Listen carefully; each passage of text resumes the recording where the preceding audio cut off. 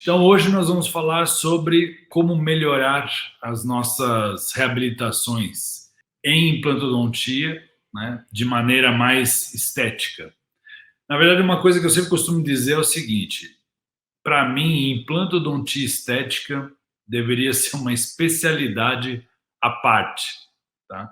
Porque é hoje em dia, nos meus cursos, principalmente, é muito grande a quantidade de colegas implantodontistas especialistas que vêm fazer meu curso para aprender a gerenciar ou melhorar, ou muitas vezes para resolver pepinos, resolver problemas com implantes, principalmente a estética.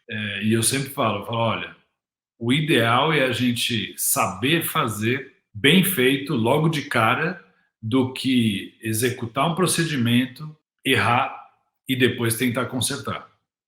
Tentar consertar, principalmente em área estética, é muito mais difícil. Muitas vezes requerem algumas cirurgias, remoção de implante, instalação de novos implantes.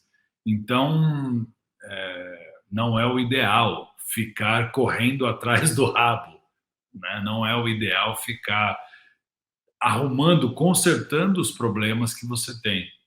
E eu acho que isso aí todo mundo já teve, né? Um problema na estética da gengiva, uma perda de papila, uma necrose, expôs o implante, perdeu tecido queratinizado, perdeu volume de gengiva, ficou escura a gengiva por transparência, enfim, vários problemas, né? Situação de dois implantes em área estética, onde já é uma dificuldade que nós sabemos ter papila entre dois implantes. Normalmente o que eu vou ter ali é uma pseudopapila, e aí isso na área estética é muito problemático.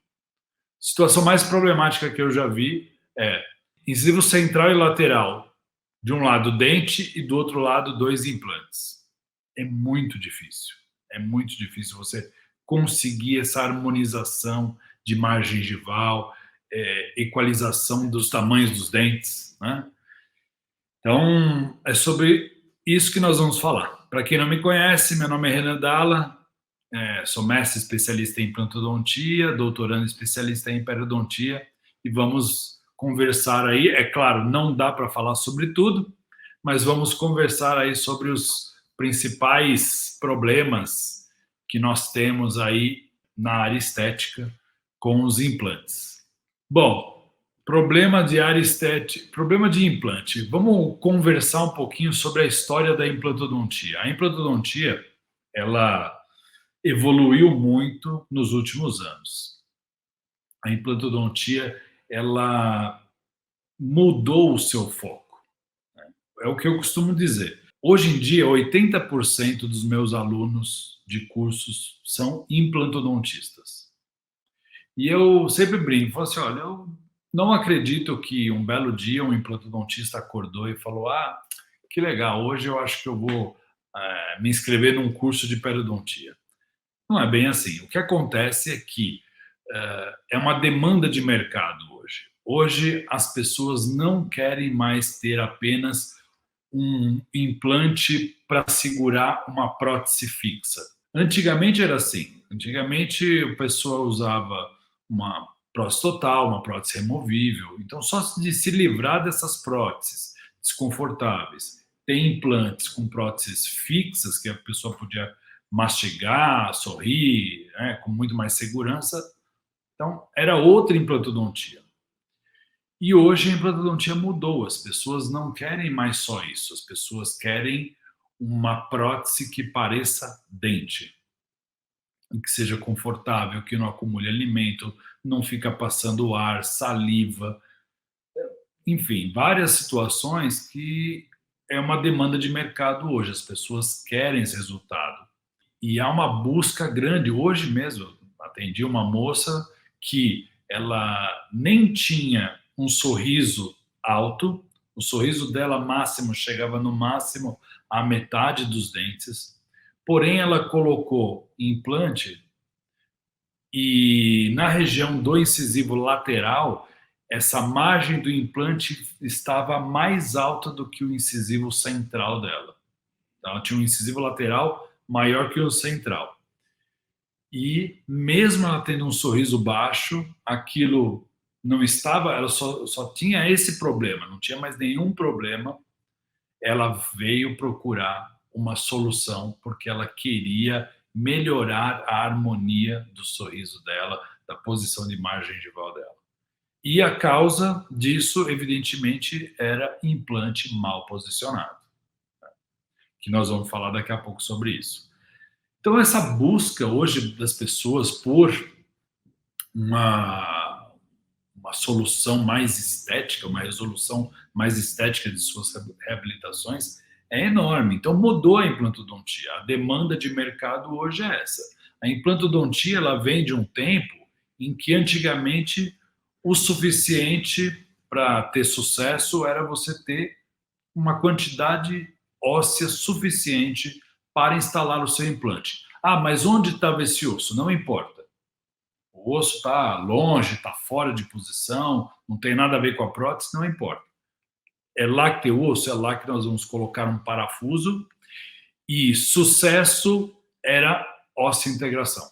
Então, o implante ósseo integrou, uau, sucesso, maravilha. E agora? Agora manda para o protesista e o protesista se vira para fazer a prótese, não é? Mas as coisas foram mudando. Aí os protesistas começaram a chiar, né? Falar, escuta, você instalou o implante aqui, eu vou fazer a prótese, eu nem consigo fazer a prótese. É impossível, pela posição que esse implante está, é impossível fazer a prótese. Aí surgiu o tal do planejamento reverso. Isso lá, começo dos anos 2000, se falou muito disso, planejamento reverso, que nada mais é que é o quê? Planejar a prótese primeiro, que é o correto, né? Primeiro você planeja a prótese e, de acordo com a posição dessa prótese, você instala o seu implante. Perfeito, maravilha, isso está correto. E aí nós vamos posicionar esse implante na posição tridimensional ideal, correta. E qual é essa posição tridimensional ideal? Vamos conversar sobre isso daqui a pouquinho. Nós tivemos ao longo desses anos, também dos últimos anos, muitas evoluções, tá? Em implantes e em componentes protéticos também, que nos permitem hoje fazer próteses cada vez mais naturais, né? Próteses mais biológicas, os avanços laboratoriais, né?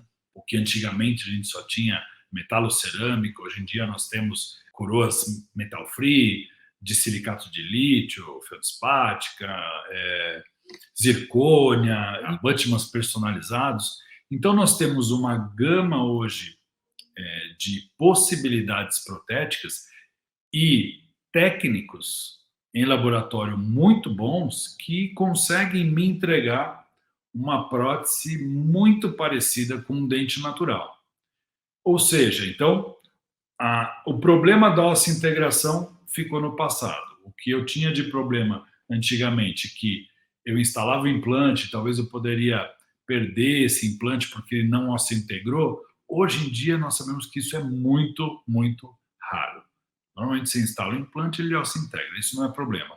Depois a questão protética. A questão protética também, hoje em dia, com os avanços, nós temos resoluções protéticas sensacionais, né? E aí, qual o desafio vigente, né, que ficou atualmente? É justamente a fase de transição implante-coroa. Essa transição é que é difícil muitas vezes. É você conseguir a margem gengival, o zente gengival posicionado corretamente, com proporção dentária, papilas, perfil de emergência, né? Tudo isso que vai fazer com que a nossa estética rosa seja o mais natural, o mais bonita possível, tá? Então, essa é a questão de hoje, essa é a demanda de mercado. Você coloca uma prótese e é bem interessante, né? Eu já falei isso numa live passada, uma coisa que é bem interessante. Muitas vezes, quem só faz cirurgia, só instala o implante, ele não enxerga os problemas. Normalmente quem enxerga os problemas é quem faz a prótese, ou se o cirurgião também faz a prótese, é na hora da prótese que ele vai começar a enxergar os problemas. Ele não consegue fazer um perfil de emergência adequado, não tem tecido para papila, o dente fica maior do que deveria. Puxa vida, o que, que aconteceu? E aí que a pessoa começa a se preocupar, né, com a situação e ir atrás dessas resoluções, né, dessas resoluções. Então, é isso que a gente precisa, né? E eu gosto de falar sobre essa área, porque é uma área muito desafiante. Porque, na verdade, quando chega um problema, cada problema é um desafio diferente. As cirurgias periimplantares, elas trazem um desafio ainda maior do que outras cirurgias periodontais, simplesmente, cirurgias que envolvem dentes.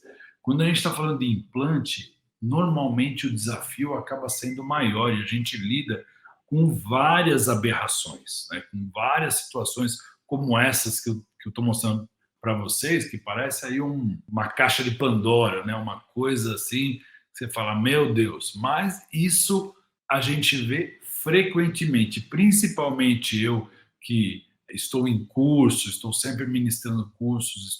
Muitas vezes pessoas encaminham, indicam esses pacientes para esses cursos, e lá nós vemos uma quantidade enorme, gigantesca de problemas estéticos e funcionais envolvendo implantes. Então, pessoal, é sobre isso que nós vamos falar e vamos começar aí do começo, né? Por que que eu preciso melhorar, né, essa situação, conseguir resolver essas situações é mais difícil. Então, o mais fácil é eu entender algumas coisas previamente. Então, uma coisa que eu já falei, posicionamento tridimensional. Tem muita gente que vai falar assim: nossa, Renan, posicionamento tridimensional, isso é mais velho que andar para frente. Né? Vai falar sobre isso, coisa mais repetitiva, mais batida.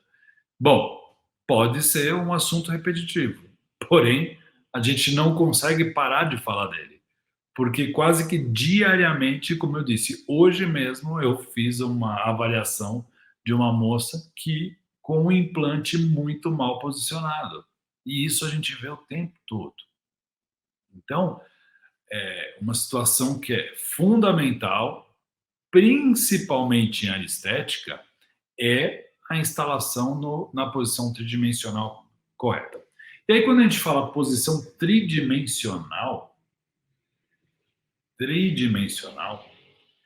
nós estamos falando que posições? Nós estamos falando posição mesiodistal, como vocês estão vendo aí nessa imagem. Então, posição mesiodistal, distâncias adequadas entre dente e implante, entre dois implantes.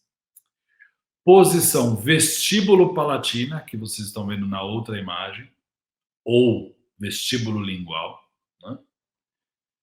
Essa posição também é muito importante e nós vemos muito erro. E em área estética, o principal problema é quando esse implante está vestibularizado. Então, quando ele está vestibularizado, a gente tem uma dificuldade maior de resolver, às vezes, uma questão estética do que quando ele está um pouco mais palatinizado.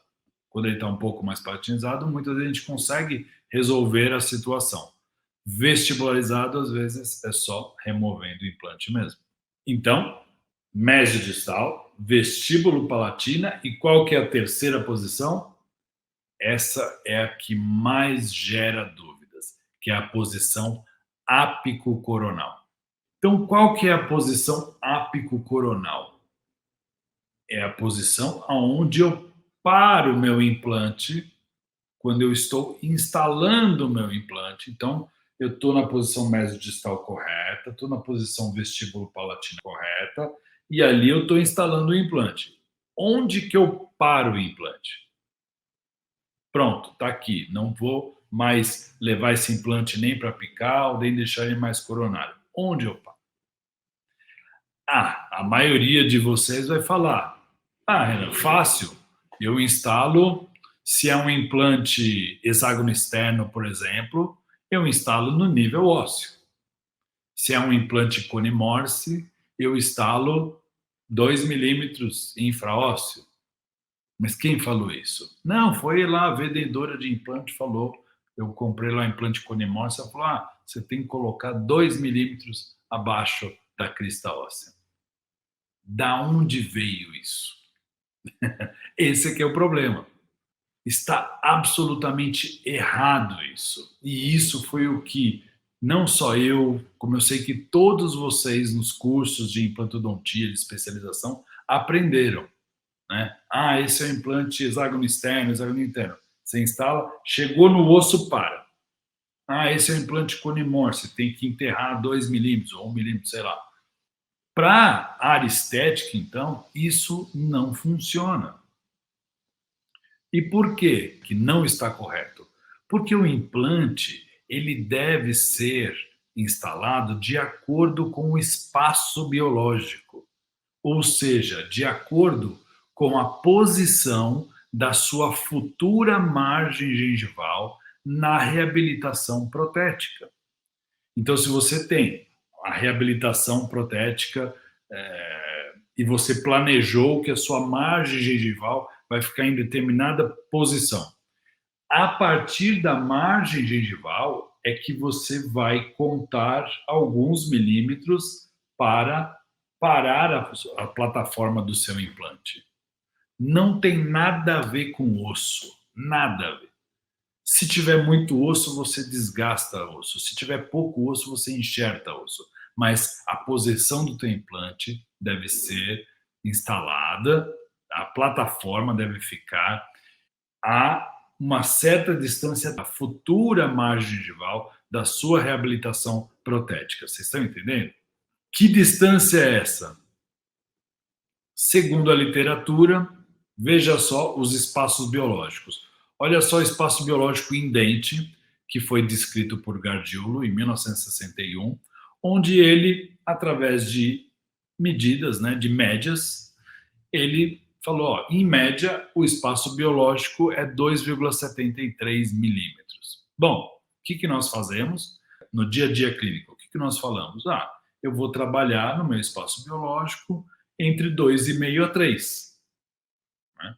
E esse trabalho do Joseph Kahn, de 2003, onde ele também estudou as dimensões dos tecidos periimplantares, né, do complexo mucoso periimplantar, o que ele verificou? Que, em média, essa distância, esse espaço biológico tinha 3,63 milímetros. Então, o que nós devemos fazer? É estabilizar a plataforma do meu implante numa distância de 3,5 a 4 milímetros da margem gengival. E isso é uma coisa que pouca gente fala e tem muito erro. Eu vou mostrar logo mais. Vou falar sobre outras coisas também. Técnica cirúrgica incorreta. Isso aqui, gente, é o que eu falo direto em relação a como a maioria dos profissionais aprendeu a trabalhar no curso de especialização de implantodontia. Então, vou fazer um implante. O que eu faço? Eu vou fazer uma incisão crestal, vou abrir um retalho, vou instalar um implante e vou fechar. Não é isso? Basicamente é isso. Só que muitas vezes em área estética, você vai trabalhar dessa maneira, ocorre o que vocês estão vendo nessa foto aí. Essa foto foi justamente isso. Fez uma incisão para instalar o implante no central, abriu um retalho, instalou o implante, fechou. E aí, o que aconteceu? Perdeu papila, teve retração no incisivo lateral. Né? E agora, para resolver isso aí? Pô, Renan, mas dava para evitar esse tipo de situação? Evidentemente que dava. Mas tinha que fazer uma avaliação prévia. Será que essa paciente já tinha uma perda de periodonto, de crista óssea proximal, e a papila estava ali estabilizada por causa de um epitélio juncional longo. Então, você não pode incisar, não pode cortar. E, na verdade, em área estética, toda vez que você cortar uma papila, você tem uma alta probabilidade de ter alguma perda. Depois, essa papila ela pode se recuperar, mas num primeiro momento ela tem uma perda. E depois recuperar ela é sempre mais difícil. Então, se você pode fazer alguma técnica sem cortar papila, sem rebater retalho, em área estética é sempre interessante. Ausência de enxerto de tecido conjuntivo, né? Então, paciente com biotipo, né, fino, fenótipo extremamente fino, gengival, abre um retalho, instalou um implante, às vezes, num primeiro momento, aquela prótese até fica legal, mas devido a não ter feito o enxerto de conjuntivo e o tecido extremamente fino,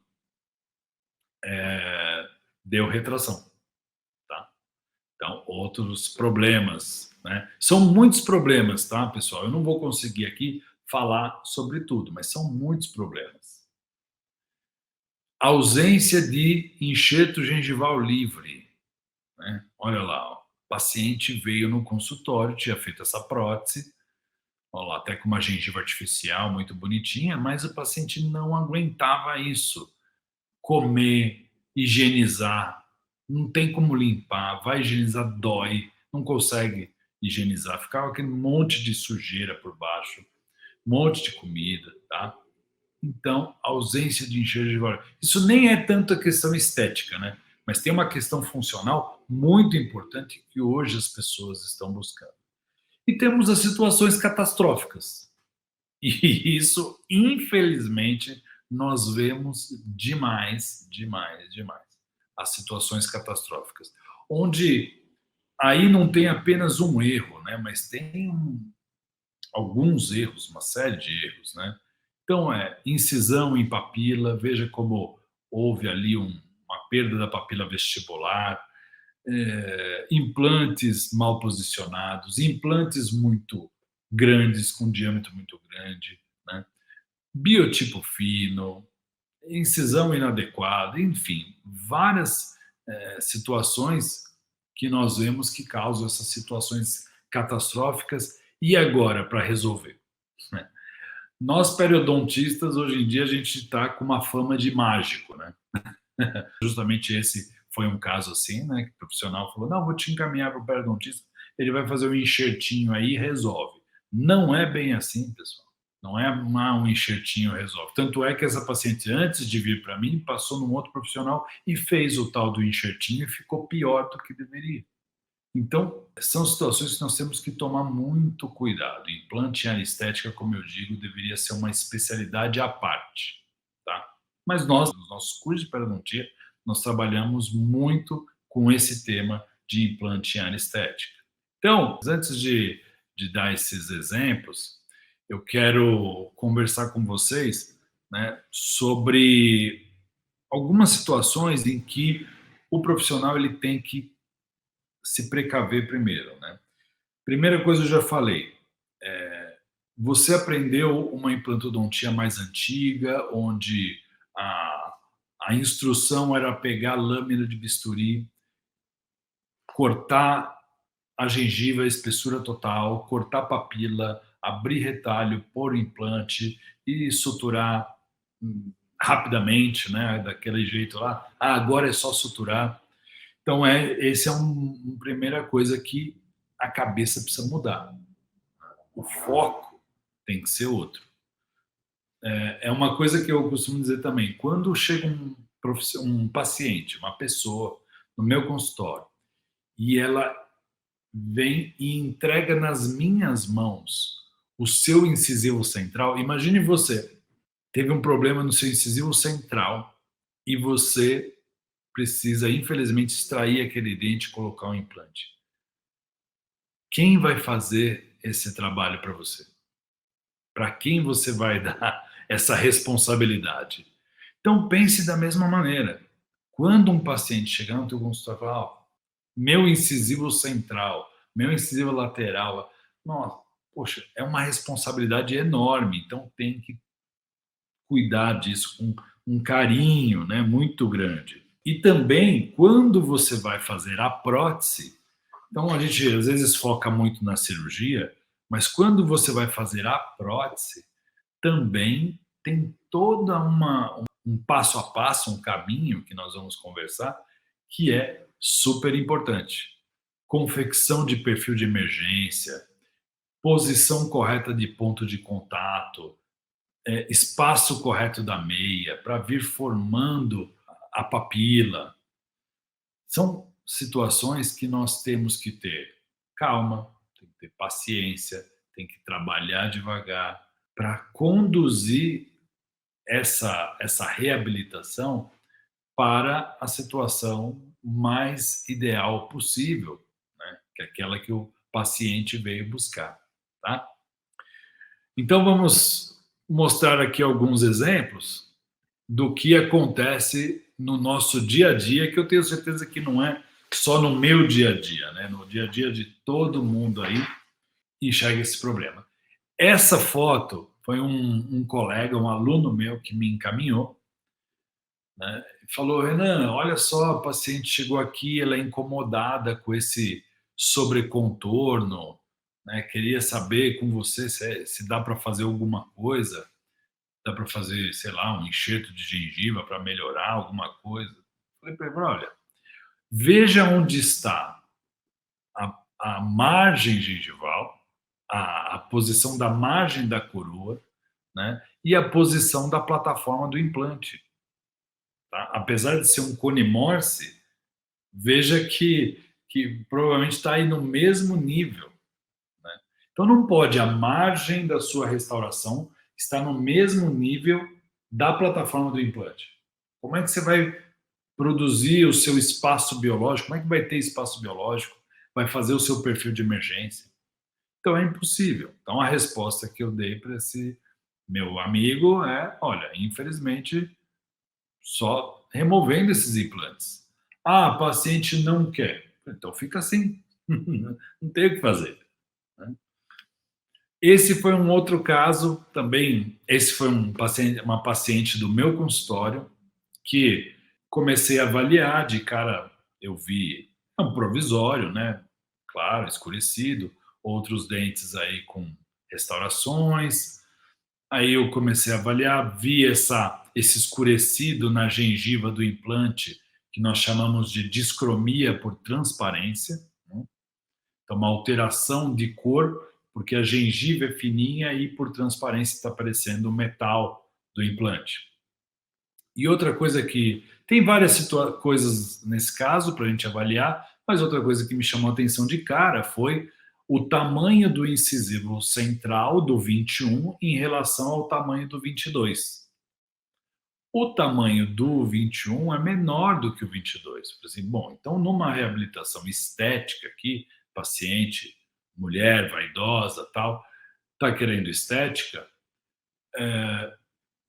nós vamos então aumentar, fazer um aumento de coroa clínica neste dente 21. Aí nós vemos a radiografia deste implante. Se vocês observarem o dente 21, eu acho que todos aqui conseguem enxergar a junção semente-esmalte, a linhazinha ali que separa o esmalte da raiz, né? A junção semente-esmalte. Compare com o nível que está a plataforma do implante. Veja que está no mesmo nível a plataforma do implante com a posição da junção semente-esmalte. Então, se eu quero fazer um aumento de coroa clínica, onde eu vou levar minha margem gengival para mais próxima dessa junção semente-esmalte, o que eu posso fazer com o implante? Eu consigo fazer uma coroa do mesmo tamanho? Não consigo. A plataforma está no mesmo nível da margem gengival.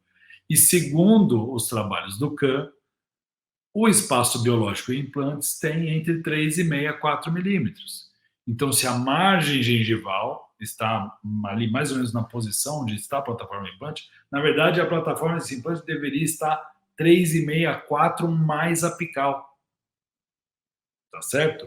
E aí eu cheguei para essa paciente e falei: olha, o seu trabalho, para eu conseguir realizar, finalizar a estética adequadamente, eu vou precisar remover esse implante. Ela, nossa, puxa, removeu o implante e tal, não sei o que tem. E aí ela foi embora pensar, aí ela retornou ao consultório, chegou para mim e falou assim: Renan, eu vou fazer todo o trabalho com você, a reabilitação estética, os laminados que eu ofereci para ela e tudo, mas eu não quero tirar o implante. Aí, o que eu falei para ela? Simplesmente eu falei: olha, então eu não vou realizar seu trabalho. Simples assim. Como não vai realizar meu trabalho? Não dá. Com esse implante fica inviável o trabalho. Então eu não vou fazer. Você pode procurar outro profissional. Essa foi a conversa. Aí ela pensou um pouquinho e falou: ah, então se é assim, eu tiro o implante. E é a melhor escolha. Olha lá a plataforma do implante, onde é que está. Como é que eu vou aumentar ainda? Para fazer esse dente já estava difícil. Então nós removemos o implante e colocamos um outro na posição tridimensional correta. Tá certo? Trabalhamos com um abutment personalizado em zircônio. Veja a adaptação desse abutment. O que, além de eu ter removido aquele implante, colocado o implante na posição correta, isso já melhorou muito a cor da gengiva dela. E com o abutment cerâmico, melhora mais ainda a cor da gengiva e a estabilidade, o assentamento desse tecido mole. Então, esses cuidados em área estética são fundamentais e os nossos pacientes querem isso. Eles querem, eles buscam por esse tipo de tratamento. Tá? E aí a finalização. Tá? Então, é o tipo de situação que seria impossível eu realizar sem remover o implante. Agora, vocês podem me perguntar, Renan, então todo implante mal posicionado deve ser removido? Não, nem sempre. Então vai depender da sua avaliação, tá? Então veja só este implante que vocês estão vendo aí, 17 anos instalado, incrivelmente está aí osso integrado, muito mal posicionado. Porém, quando nós vimos clinicamente, eu tinha essa situação, um excelente tecido mole, espesso e queratinizado, mantendo a saúde e estabilidade desse implante, mesmo que ele não tinha nada de osso na vestibular. Isso não significa nada, não significa bolsa, doença periimplantar, periimplantite, nada disso. Então nós mantivemos esse implante, que é o implante aí na região do 11, fizemos um planejamento para esse paciente. Então veja que planejamento interessante, que caso interessante. Então eu tenho os caninos que eu preciso recobrir, inclusive o 13 com uma coroa metalocerâmica, tem que tirar a coroa, fazer o provisório com a margem de na posição correta, alisar essa raiz e fazer o recobrimento. E dentes precisando fazer aumento de coroa clínica e um implante também precisava subir um pouco mais a gengiva. Tá? Então foram feitos recobrimentos radiculares, técnica vista modificada, foram feitos aumentos de coroa clínica nos dentes. No implante foi feito inclusive um pequeno enxerto de tecido conjuntivo que foi posicionado. Essa foi até uma solicitação da própria paciente fazer esse conjuntivo. E trabalhando aí com os abutments, né, em zircônia mesmo. Então veja o sobrecontorno que teve, mas ainda um sobrecontorno possível de ser manejado. Por isso a utilização de um abutment de zircônia, que nós sabemos que há uma melhor adesão e adaptação do tecido mole. E a resolução final do caso, veja a harmonia gengival que nós conseguimos aí com todas as cirurgias de recobrimento, aumento de coroa e a estabilização do implante. Então, foi um implante que deu para ficar. Agora, situações catastróficas como essa, implante extremamente vestibularizado, né, não tem o que fazer. Aí são situações onde nós precisamos remover o implante e precisamos fazer tudo. E assim, e uma coisa que eu digo em situações como essas, por exemplo, é que muitas vezes você chega para o paciente e fala assim: olha, aqui infelizmente eu não tenho como resolver teu caso, nós vamos ter que remover o implante e começar do zero, não é verdade? Mas não é isso que nós falamos. Nós falamos assim: olha, eu vou ter que remover o implante e começar do -10. Porque, na verdade, a situação zero era uma situação muito melhor do que a gente encontra nessas situações. Então, muitas vezes a gente tem que tirar o implante, fazer reconstruções ósseas, reconstruções de tecido mole, trabalhar muito esse provisório, perfil de emergência, até conseguir moldar o perfil de emergência corretamente e realizar a prótese. Então, veja que o caso aqui foi solucionado adequadamente, a paciente ficou muito satisfeita, mas você nota ali marcas de incisões, cicatriz nesse tecido mole, que foi muito manipulado. Então, o ideal não é fazer o errado para depois ter que consertar. O ideal é já fazer o certo. Então, são todas as situações de implante bem posicionado, utilização de enxertos, tanto de tecido ósseo quanto enxerto de tecidos moles, que é muito importante a estética, trabalhar bem o perfil de emergência do paciente, posição de ponto de contato, formação de papilas, moldar adequadamente o perfil de emergência desse paciente para confeccionar uma prótese correta, tá bom? Olha lá, outra situação, ausência de queratinizado. Olha a diferença. Então, isso daí, gente, não tem mais como fugir hoje em dia, né? Quem ainda está trabalhando na implantodontia da década de 90, pega uma região posterior de mandíbula sem queratinizado, coloca implante, vai ter problema com seus pacientes. Às vezes o paciente não volta em você para resolver, né? Mas o que eu estou fazendo de casos assim, de confecção e cirurgias para recuperar esses tecidos, porque realmente, além de ser muito importante para a saúde e longevidade dos implantes, é muito importante para o conforto do paciente, tá? E aqui situações ó, de ausência de tecido, de espessura de tecido, tecido muito fino, pode causar retrações gengivais. Então, nós fazemos a nossa famosa vista modificada, uma incisão vertical na região de mucosa, um retalho dividido na região de mucosa, um retalho de espessura total na região mais cervical, trabalhando totalmente via incisão, muito mais fácil do que uma técnica em túnel, muito menos risco que uma técnica em túnel convencional, do que técnicas com incisões relaxantes em implante nem se fala, podem trazer situações catastróficas e a gente conseguir aí uma resolução, né, muito melhor para os nossos pacientes. Tá legal? Para finalizar aqui o nosso bate-papo de hoje, vamos falar, né? Eu falei algumas vezes sobre a questão de você moldar adequadamente aquele perfil de emergência que você construiu. Então, vamos supor que você foi lá, área estética, instalou o seu implante adequadamente, trabalhou bem seu tecido mole, trabalhou seu perfil de emergência, seu contorno crítico, seu contorno subcrítico, tá tudo perfeito, é assim que você quer. Como que você passa essa informação para o teu laboratório, para ele trabalhar com a informação mais precisa possível para ele confeccionar um abutment, seja ele em zircônio ou mesmo metálico, mas um abutment que encaixe ali e respeite o perfil de emergência que você teve tanto trabalho para confeccionar. Então, essa é um passo a passo de uma moldagem simples. Muita gente aqui, eu tenho certeza que já conhece. Para quem ainda não conhece, um passo a passo muito simples.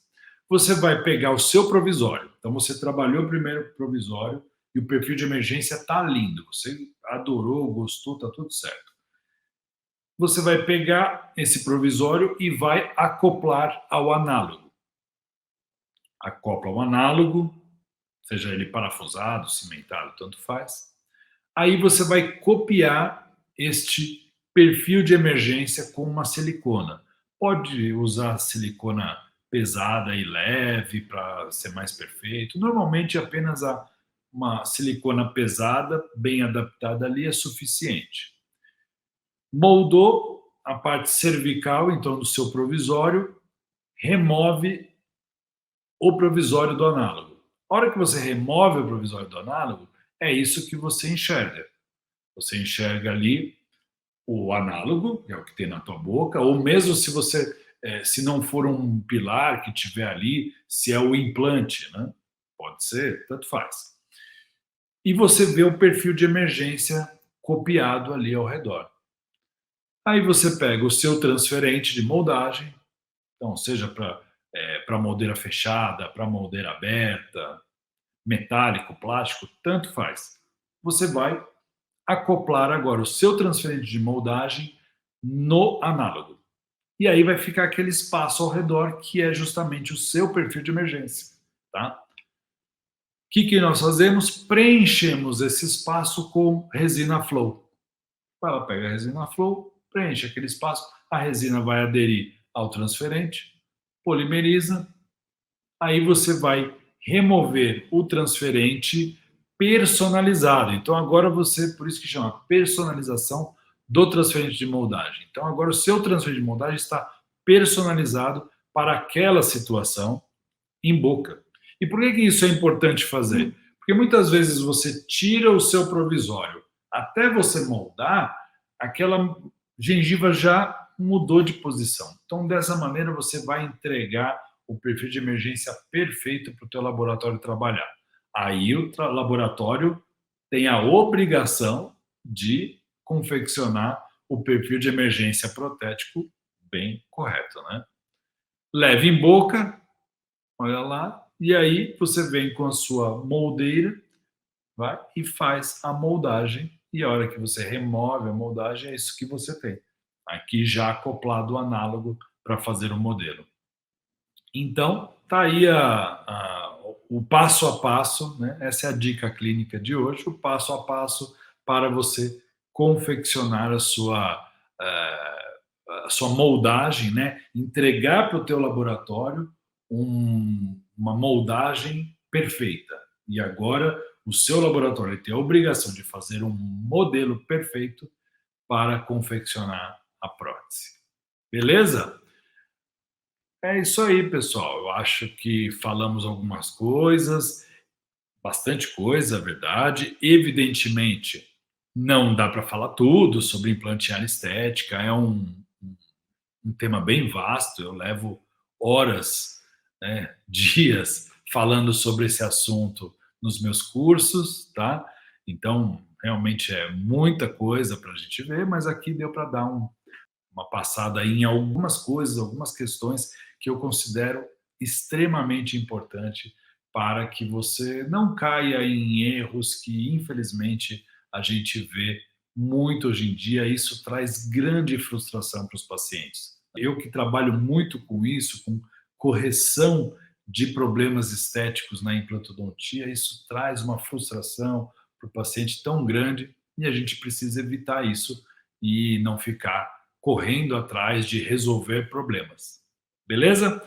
Então é isso, pessoal. Esse era o assunto de hoje. Se ficou alguma dúvida aí, mande aqui nos comentários. Nos siga aí nos canais, nas redes sociais, Facebook, Instagram, tá bom? Bom final de semana, fique com Deus. Até lá. Tchau, tchau.